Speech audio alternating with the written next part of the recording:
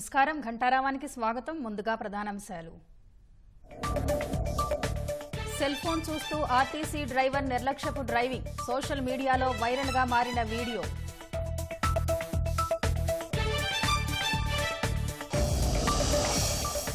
అనకాపల్లి జిల్లా రాచపల్లి వద్ద ఏలేరు కాలువకు గండి మరమ్మతులు చేపట్టేందుకు అధికారుల సన్నాహాలు.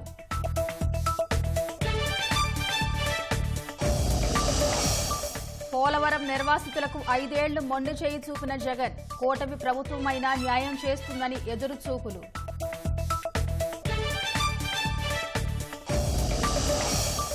పండుగల సీజన్లో ప్రజలపై వంట నూనెల భారం దిగుమతి సుంకం 20% పెంచిన కేంద్రం.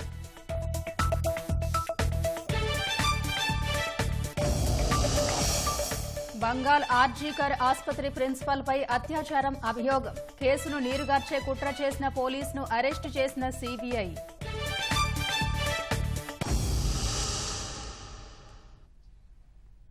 ఆర్టీసీ బస్సులో ప్రయాణం సురక్షితం. సామాన్యంగా ప్రతి ఆర్టీసీ బస్సులో ప్రయాణికులకు కనిపించే క్యాప్షన్ ఇది. కానీ ప్రకాశం జిల్లా పొదిలి ఒంగోలు మార్గంలో ఓ డ్రైవర్ సెల్ ఫోన్ మాట్లాడుతూ బస్సు నడిపిన వీడియో ఆలస్యంగా వెలుగులోకి వచ్చింది. ఆగస్టు 31న Podili depot driver MD Baji Mastan cell phone వంక తదేకంగా చూస్తూ మాట్లాడుతూ బస్సు నడిపారు. ఈ వీడియో ఇప్పుడు సామాజిక మాధ్యమాల్లో వైరల్ గా మారింది. భారీ వర్షంలో ప్రమాదకరంగా ఫీట్లు చేస్తూ బస్సును నడిపాడు. డ్రైవర్ బస్సు నడిపే తీరు చూసి ప్రయాణికులు భయాందోళనకు గురయ్యారు. సెల్ ఫోన్ చూస్తూ డ్రైవింగ్ చేయవద్దని కోరినా పట్టించుకోకుండా డ్రైవర్ బస్సును నడిపాడు.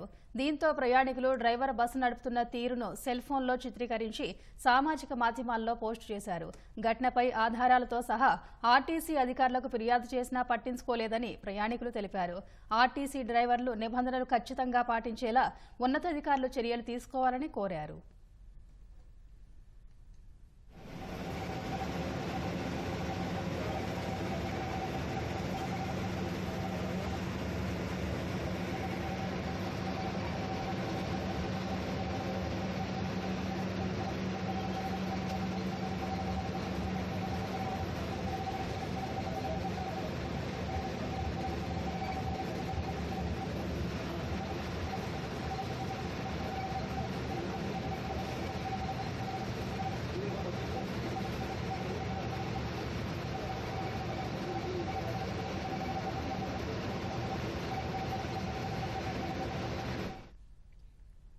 అనకాపల్లి జిల్లా మాకవరంపాలెం మండలం రాచపల్లి వద్ద ఏలేరు కాలువకు గండిపడింది. ఇటీవల కురిసిన భారీ వర్షాలకు గట్లు బలహీనంగా మారాయి. ఈ నేపథ్యంలో అర్ధరాత్రి గండిపడినట్టు తెలుస్తోంది. ఏలేరు కాలువ నీరు సమీపంలోని జాగారం చెరువులోకి ప్రవహిస్తోంది. మరమ్మతులు చేపట్టేందుకు అధికారులు సన్నాహాలు చేస్తున్నారు.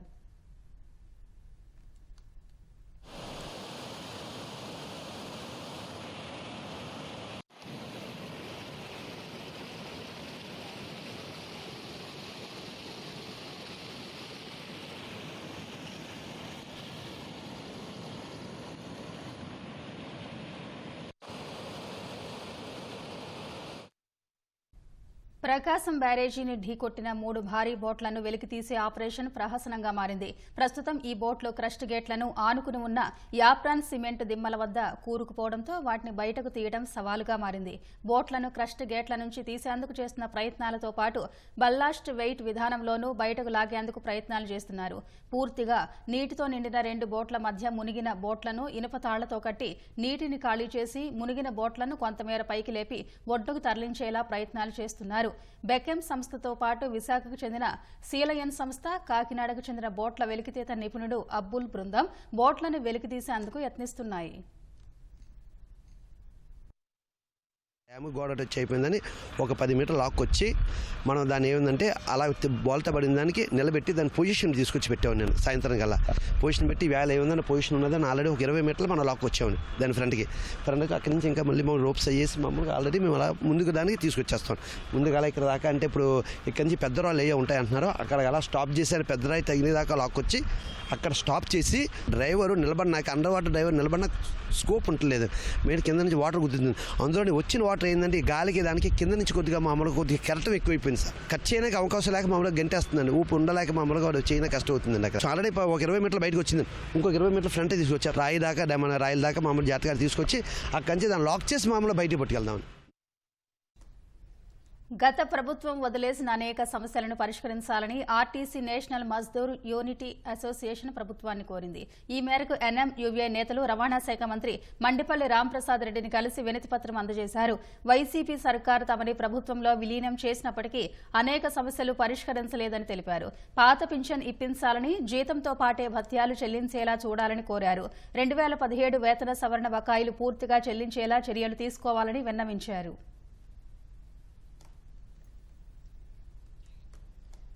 బహుముఖ ప్రజ్ఞాశాలి, భారతీయ ఇంజనీరింగ్ రంగంలో శిఖర సమానులు భారతరత్న డాక్టర్ మోక్షగుండం విశ్వేశ్వరయ్య జయంతి సందర్భంగా ప్రజలందరికీ ముఖ్యమంత్రి చంద్రబాబు ఇంజనీర్స్ డే శుభాకాంక్షలు తెలియజేశారు. ఆ మహనీయుల సేవలను స్మరించుకుంటూ వారి స్మృతికి నివాళులర్పించారు.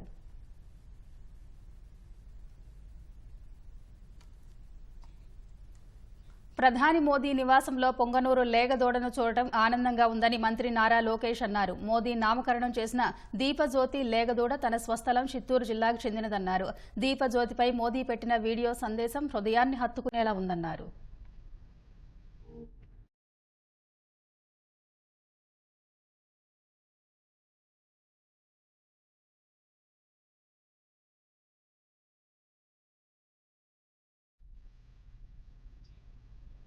వర్షాలు, వరదలు వచ్చినప్పుడు నీటిపారుదల వ్యవస్థ సరిగా ఉంటే ఇళ్లకు ముప్పు ఉండదు. ఆ వ్యవస్థ సరిగా లేకే 10 రోజుల పాటు బెజవాడ బెంబేలెత్తింది. నగర విస్తరణకు అనుగుణంగా భూగర్భ డ్రైనేజీ వ్యవస్థ లేకపోవడం, ఓపెన్ నాళాలు పూడిపోవడం వల్ల కాలనీలు మునిగాయి.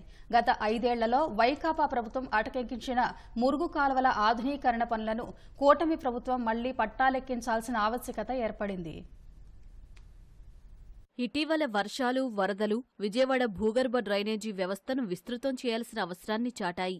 గత నెల 31, ఈ నెల 1న విజయవాడలో వర్షం కురిసింది. అప్పటికే వర్షం నీరు అనేక చోట్ల రోడ్లపై నిలిచింది.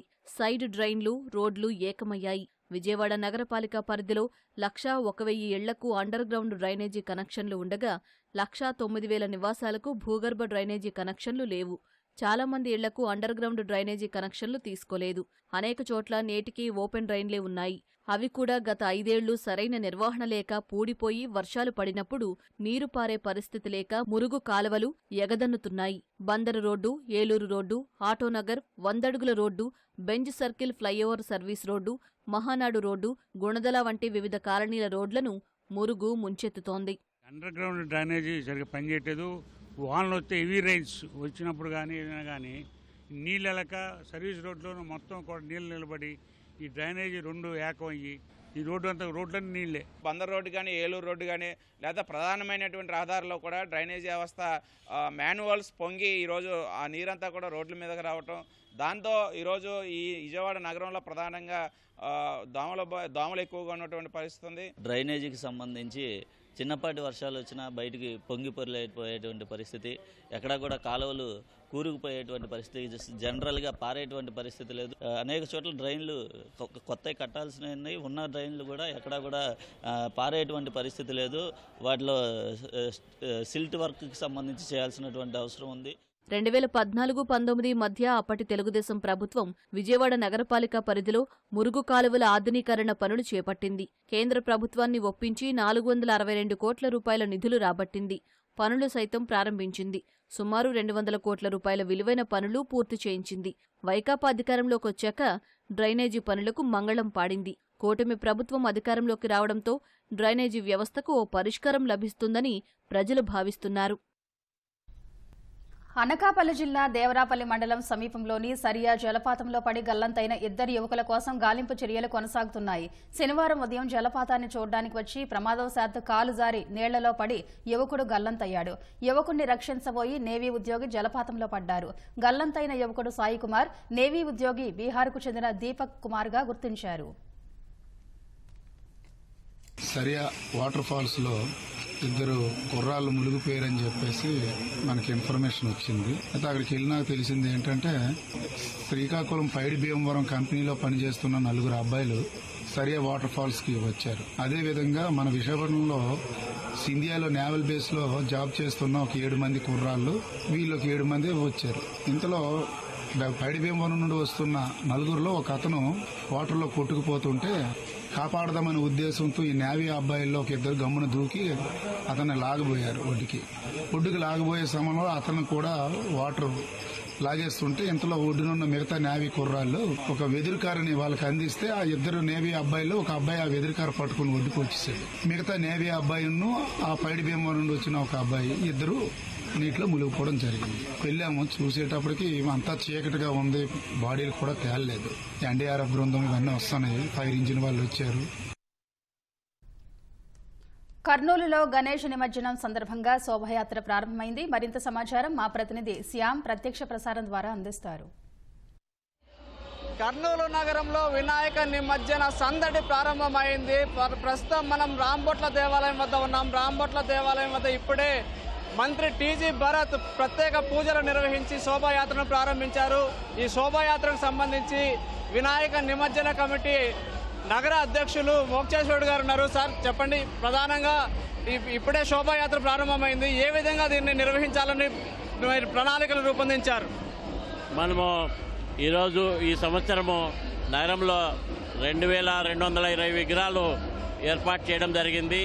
మనము ఇక్కడ మన కర్నూలు నగరంలో ఒక మెయిన్గా రాంబొట్ల దేవాలయంలో నుంచి ఈ ఊరేగింపు స్టార్ట్ అవుతుంది. ఇక్కడంతా ప్రజాప్రతినిధులు, మినిస్టర్ గారు టీజీ భరత్ గారు, అలాగే ఎంపీ నాగరాజు గారు, MP Nandyal MP doctor Shabari గారు, అలాగే ఎమ్మెల్యేలందరూ కూడా ఈ కార్యక్రమంలో పాల్గొనడం జరుగుతుంది. జిల్లా కలెక్టర్ గారు, జాయింట్ కలెక్టర్ గారు, ఎస్పీ గారు వాళ్ళంతా కూడా ఇనాగ్రేట్ చేశారు. ఇప్పుడే ఈ ప్రోగ్రాం ఇక్కడి నుంచి స్టార్ట్ అయ్యి వినాయక్ ఘాట్ దగ్గర ఎండ్ అవుతుంది. అక్కడ నిమజ్జన కార్యక్రమం స్టార్ట్ అవుతుంది. అలాగే ఇలాంటి ఊరేగింపులు నంద్యాల చెక్ పోస్ట్ నుంచి ఒకటిను, బళ్ళారి చౌరస్తా ఆ కొత్త బస్ స్టాండ్ ఏరియా నుంచి ఒక ఊరేగింపు వస్తుంది. తర్వాత 2 గంటలకు నిమజ్జన కార్యక్రమం స్టార్ట్ అవుతుంది వినాయక్ ఘాట్లో. ఈ కార్యక్రమానికి తగిన ఏర్పాట్లన్నీ పూర్తిగా చేయడం జరిగింది. మనకు కావాల్సిన ఏర్పాట్లంటే అవి లైటింగ్ కానీ, తర్వాత సౌండ్ సిస్టమ్ కానీ, బ్యారికేడింగ్ కానీ, అవసరమైన తెప్పలు కానీ, గజగీతాలు కానీ అన్ని నిర్విఘ్నంగా సాగడానికి ఏర్పాట్లన్నీ చేయడం జరిగింది. సార్, ప్రధానంగా ఎన్ని వేల విగ్రహాలు నిమజ్జనం అవుతాయి? వీటికి సంబంధించి ఎలాంటి అవాంఛనీయ ఘటనలు జరగకుండా పోలీసులు కూడా బందోబస్తు చర్యలు చేపట్టారు. అంటే ఇవన్నీ ఒక్కొక్కటి కూడా ఎన్ని గంటల నుంచి ప్రారంభం అవుతుంది నిమజ్జన కార్యక్రమం? నిమజ్జనము 2 గంటల నుంచి ప్రారంభం అవుతుందండి. మనకు అక్కడ నిమజ్జనము పరిపాలనా గణపతి కలెక్టర్ ఆఫీస్ నుంచి వస్తుంది. ఆ గణపతి స్వామి వచ్చిన వెంటనే మన అధికారులందరూ కూడా అక్కడ స్టార్ట్ చేస్తారు. కలెక్టర్, ఎస్పీ, కమిషనర్ గారు, మిగతా ప్రజాప్రతినిధులు, అక్కడ టీజీ వెంకటేష్ గారు కానీ, కేఈ కృష్ణమూర్తి గారు కానీ వీరంతా మొదటి నుంచి వినాయక ఉత్సవ కమిటీలో మెంబర్స్ ఉండి పూర్తిగా సహకారం అందిస్తున్నారు. కాబట్టి పెద్దలందరూ పాల్గొని చేస్తారు. పోలీసు ఎస్పీ గారు చాలా శ్రద్ధ తీసుకొని ఈ సంవత్సరం దాదాపు 1600 మంది సిబ్బందిని ఏర్పాటు చేయడం జరిగింది. లా అండ్ ఆర్డర్ ఏర్పాటు చేయడానికి పూర్తిగా అంత బందోబస్తు ఏర్పాటు చేయడం జరిగింది. సార్, ఎప్పట్లోగా ఇది పూర్తి అయిపోతుంది? దాదాపు 2000 విగ్రహాలు ఉన్నాయంటున్నారు. ఎప్పట్లోగా పూర్తి అయిపోయే అవకాశం ఉంటుంది? ఈసారి తొందరగా నిర్వహించాలనేది మనము వినాయక్ ఘాట్లో మన 6 ఘాట్లు ఏర్పాటు చేయడం జరిగింది. ఇంతకుముందు తక్కువ ఉన్నాయి ఘాట్లు, ఇప్పుడు 6 ఘాట్లు ఏర్పాటు చేయడం జరిగింది. దీనివల్ల త్వరితగతిన నిమజ్జనం చేయాలని ప్లాన్ చేశాము. అన్ని ఘాట్లలో క్రెయిన్స్ ఏర్పాటు చేశాము. తర్వాత ప్రతి ఘాట్లో కూడా గజగీతగాళ్ళు ఉన్నారు. కాబట్టి ఈ సంవత్సరం, పోయిన సంవత్సరం అయితే నెక్స్ట్ రోజు ఉదయం 10 గంటల వరకు సాగింది. ఈ సంవత్సరం ముందే ముగించడానికి ప్రయత్నం చేస్తున్నాం. ఓకే సార్, ధన్యవాదాలు. ప్రధానంగా కర్నూలు నగరంలో ఏడాదికి ఒకసారి వినాయక నిమజ్జన కార్యక్రమం జరుగుతుంది. రాష్ట్రంలోనే ఎంతో గొప్పగా, ఎంతో వైభవంగా ఈ కార్యక్రమాన్ని నిర్వహిస్తారు. వినాయక నిమజ్జనం అంటే కర్నూలు నగరంలో మనం చూడొచ్చు. రాంబొట్ల దేవాలయం వద్ద ఏ విధంగా హడావిడి జరుగుతుందో మనం చూడొచ్చు. మామూలు ఒక సందడి, ఒక పండగ వాతావరణం నెలకొంటుంది. ఒక ఉత్సాహం కలిగించే పండగ వాతావరణంలో ఈ కార్యక్రమాన్ని నిర్వహిస్తారు. ఒకరు కాదు, ఇద్దరు కాదు, వేలాది మంది ఈ కార్యక్రమంలో పాల్గొంటారు. ప్రధానంగా కర్నూలులో జరిగే ఈ కార్యక్రమంలో హిందూ ముస్లింలందరూ కూడా మత సామరస్యంతో దీన్ని నిర్వహిస్తారు. ప్రధానంగా మత సామరస్యానికి ప్రతీకగా ఈ కార్యక్రమం నిలుస్తుంది. ఈ కార్యక్రమంలో ఎలాంటి అవాంఛనీయ ఘటనలు జరగకుండా పోలీసులు పటిష్ట బందోబస్తు చర్యలు చేపట్టారు. దాదాపు 2000 మంది పోలీసులు ఈ బందోబస్తు చర్యల్లో పాల్గొంటున్నారు. మొత్తం వినాయక ఘాట్లో 6 ఘాట్లు ఏర్పాటు చేశారు. 8 క్రేన్లు అందుబాటులో ఉంచారు. ఈ 8 క్రేన్ల ద్వారా మధ్యాహ్నం 2 గంటల తర్వాత వినాయక ఘాట్లో సాంస్కృతిక కార్యక్రమాలు ప్రారంభమవుతాయి. సాంస్కృతిక కార్యక్రమాల అనంతరం మొత్తం 3 గంటలకి మాజీ ఉప ముఖ్యమంత్రి తెలుగుదేశం పార్టీ సీనియర్ నేత కేఈ కృష్ణమూర్తి ఈ కార్యక్రమాన్ని ప్రారంభిస్తారు. ప్రధానంగా కలెక్టరేట్లో ఏర్పాటు చేసిన వినాయకుడిని వినాయకుడికి మొదటగా నిమజ్జనం చేస్తారు. ఆ తర్వాత వచ్చిన విగ్రహాలని ఒక్కొక్కటిగా నిమజ్జనం చేస్తారు. ప్రధానంగా ప్రస్తుతం మనం కర్నూలులోని ఓల్డ్ సిటీలో ఉన్నాము. ఓల్డ్ సిటీలో మనం చూడొచ్చు ఈ విగ్రహాన్ని రాంబోట్ల దేవాలయం వద్ద ఉన్న ఈ విగ్రహం వద్ద ప్రత్యేక పూజలు నిర్వహించారు. ఈ విగ్రహం నుంచినే శోభాయాత్ర ప్రారంభమైంది. ఇది మొదటి శోభాయాత్ర. ఇక్కడ నుంచి మొత్తం 4 శోభాయాత్రలు జరుగుతాయి. మొత్తం 4 శోభాయాత్రల్లో కూడా ఎలాంటి అవాంఛనీయ ఘటనలు జరగకుండా ఈ కార్యక్రమాన్ని దిగ్విజయంగా నిర్వహించేందుకు ఇటు పోలీసులు కానీ అధికారులు కానీ పటిష్ట బందోబస్తు చర్యలు చేపట్టారు. మొత్తం కర్నూలుతో పాటు నంద్యాల, కడప జిల్లాల నుంచి కూడా పోలీసులు ఈ బందోబస్తు చర్యల్లో పాల్గొంటున్నారు. ఇక దాదాపు డిఎస్పీలు కానీ ఎస్పీ కానీ మొత్తం సిఐలు కానీ దాదాపు ఈ కార్యక్రమంలో ఎంతోమంది పోలీసులు భక్తి శ్రద్ధలతో ఈ కార్యక్రమాన్ని నిర్వహిస్తున్నారు. ఈ కార్యక్రమం జరగడం మనం చూడొచ్చు. ఒక కోలాహలం, ఒక పండగ వాతావరణం ఇక్కడ కనిపిస్తుంది. ఎంతో ఉత్సాహంగా మరి ప్రజలందరూ కూడా హిందూ ముస్లిం అన్న తేడా లేకుండా ప్రజలందరూ కూడా ఈ కార్యక్రమంలో పాల్గొంటారు. ఎక్కడా కూడా ఎంతో కాలంగా ఈ కార్యక్రమాన్ని నిర్వహిస్తున్న ప్రతి సంవత్సరం వినాయక నిమజ్జనం ఎంతో భక్తి శ్రద్ధలతో నిర్వహిస్తారు. ఈ కార్యక్రమంలో ఎక్కడ అవాంఛనీయ ఘటనలు జరగకుండా ఎంతో భక్తి శ్రద్ధలతో అందరూ కూడా పాల్గొంటారు. ప్రధానంగా కర్నూలు నగరంలో ముస్లిమ్స్ కూడా అధిక సంఖ్యలో ఉంటారు. మా హిందూ ముస్లిం బాయి అన్న చందంగా మొత్తం ఈ కార్యక్రమంలో ప్రజలందరూ పాల్గొనడం విశేషం. మనం చూడొచ్చు.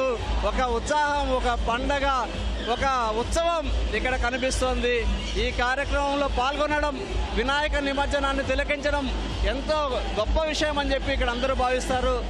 సార్ చెప్పండి, ఇక్కడ ఈ విగ్రహం ఎన్ని గంటలకు వెళ్తుంది? మొదట ఏ విగ్రహం నిమజ్జనం అవుతుంది?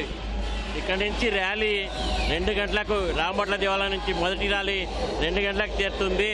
2 గంటలకు చేరిన తర్వాత అక్కడ పరిపాలన గణపతి కలెక్టర్ ఆఫీస్ నుంచి వచ్చిన విగ్రహానికి మన కలెక్టర్, ఎస్పీ గారు, మిగతా ప్రజాప్రతినిధులు, ఎమ్మెల్యేలు, ఎంపీలు అందరూ కూడా పూజ నిర్వహించి మనకు 2 గంటలకు కరెక్ట్గా నిమజ్జనం స్టార్ట్ అవుతుంది. నిమజ్జనం స్టార్ట్ అయ్యి దాదాపు నెక్స్ట్ డే వరకు కొనసాగుతుంది. సార్, సాంస్కృతిక కార్యక్రమాలు కూడా ఏర్పాటు చేశారు కదా, ఈ సాంస్కృతిక కార్యక్రమాలు ఎలా ఉండబోతున్నాయి? మనకు ఈరోజు ఉదయం 10 నుంచి 11 వరకు హనుమాను చాలీసా 21 సార్లు పఠించడం జరుగుతుంటుంది. అలాగే మనకు సాంస్కృతిక కార్యక్రమాలు 11 నుంచి 2 గంటల వరకు భరతనాట్యము, కూచిపూడి, మోనో యాక్షన్ ఇలాంటి సాంస్కృతిక కార్యక్రమాలన్నీ ఏర్పాటు చేయడం జరిగింది. సార్, ప్రధానంగా భరతమాతకు పూజలు నిర్వహిస్తారని చెప్పారు. భరతమాత పూజ ఎన్ని గంటలకు ప్రారంభమవుతుంది? భరతమాత పూజ నిర్వహించడానికి ప్రధాన కారణం ఏంటి? ముఖ్యమైనది భరతమాత అంటే ఈ దేశాన్ని మనమంతా కూడా ఇక్కడున్న ఒక జాతీయ భావనతో తల్లిగా చూస్తాము. అందుకే భరతమాత అంటాం. భరతమాత పూజ చేస్తాము. అలాగే మనకు వినాయకుడికి పూజ చేస్తాము. అట్లాగే మహనీయులు బాలగంగాధర్ తిలక్ గారు ఇది స్టార్ట్ చేశారు కాబట్టి వారికి కూడా పూజ చేస్తాము.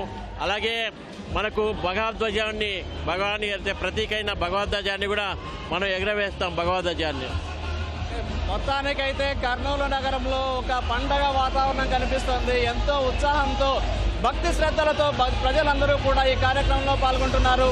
కొద్దిసేపటి క్రితమే రాంబోట్ల దేవాలయం వద్ద నుంచి మొదటి శోభాయాత్ర ప్రారంభమైంది. మనం చూడొచ్చు కర్నూలు నగరంలో ఏ విధంగా ఉందో.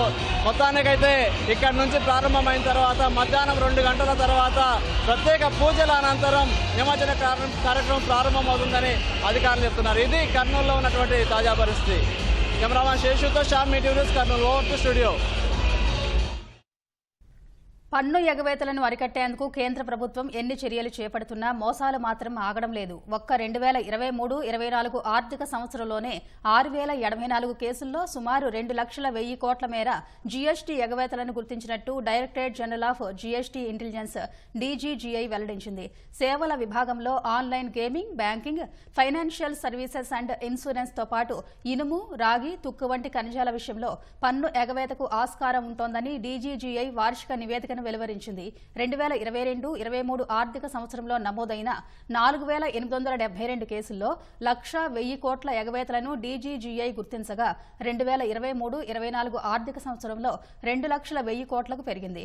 మొత్తం ఎగవేతల్లో పూర్తిగా పన్నులు చెల్లించకపోవడానికి, అక్రమ మార్గంలో సరఫరా, తక్కువ విలువ చూపడం వంటి కేసులు 46% కాగా 20% నకిలీ ఇన్పుట్ ట్యాక్స్ క్రెడిట్ కు సంబంధించినవి ఉన్నాయని డీజీజీఐ పేర్కొంది. ఆన్లైన్ గేమింగ్ రంగంలో 78 కేసుల్లో 81,875 కోట్ల మేర పన్ను ఎగవేసినట్టు తెలిపింది. బీఎఫ్ఎస్ఐ రంగంలో 171 కేసుల్లో 18,961 కోట్లు, కాంట్రాక్ట్ సర్వీసులకు సంబంధించి 343 కేసుల్లో 3,846 కోట్ల మేర పన్ను ఎగవేతలు గుర్తించామని తెలిపింది. ఇనుము, రాగి, తుక్కు, మిశ్ర ధాతువు వంటి ఖనిజాలకు సంబంధించిన 1976 కేసుల్లో 16,806 కోట్ల మేర ఎగవేతలు జరిగినట్టు తెలిపింది. దేశవ్యాప్తంగా సంచలనం సృష్టించిన కోల్కతా జూనియర్ డాక్టర్ హత్యాచార కేసులో న్యాయం కావాలని ఆందోళన చేస్తున్న వైద్యులు పశ్చిమ బెంగాల్ ప్రభుత్వంతో చర్చలు జరపడానికి అంగీకరించారు. చర్చల్లో పాల్గొనే సమయంలో ప్రత్యక్ష ప్రసారం, వీడియో రికార్డింగ్ లేకున్నా చర్చించడానికి డాక్టర్లు సుముఖత వ్యక్తం చేశారు. చర్చల్లో సమావేశ మినిట్స్ ని రికార్డు చేస్తామని బంగాల్ సీఎం మమతా బెనర్జీ హామీ ఇచ్చిన తర్వాతే ఈ నిర్ణయం తీసుకున్నట్టు వైద్యులు తెలిపారు. ఈ విషయాన్ని తాము ఆరోగ్య శాఖ మంత్రి చంద్రిమా భట్టాచార్యకు తెలియజేసినట్టు వెల్లడించారు. ఈ నిర్ణయంతో చర్చల్లో ఎవరి చిత్తశుద్ది ఏంటో తెలుస్తోందని వైద్యులు చెప్పారు. అంతకుముందు ఆందోళన చేస్తున్న జూనియర్ డాక్టర్ల శిబిరం వద్దకు వెళ్లిన మమతా బెనర్జీ చర్చలకు రావాలని కోరారు. అప్పటికే 3 గంటల పాటు చర్చల కోసం వేచి చూశానని, పదే పదే తనను అవమానించడం సరికాదని హితవు పలికారు. చివరకు చర్చలకు అంగీకరించిన జూనియర్ వైద్యులు శనివారం సమయం మించిపోవడం వల్ల వెళ్లిపోయారు.